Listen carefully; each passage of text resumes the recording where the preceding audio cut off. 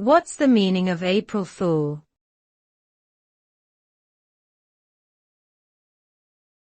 April Fool.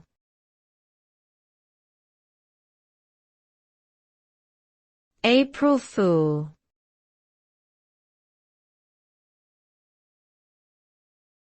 April Fool.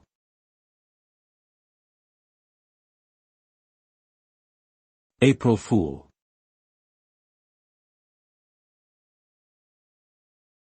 April Fool typically refers to the annual tradition of playing pranks or practical jokes on others on April 1st. The day has been observed for centuries and has roots in various cultures and traditions. Pranks can range from harmless jokes to elaborate hoaxes that can cause embarrassment or damage.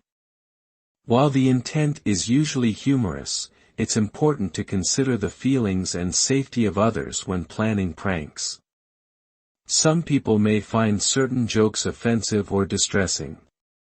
Overall, April Fool's Day is a light-hearted tradition that encourages creativity and playful humor.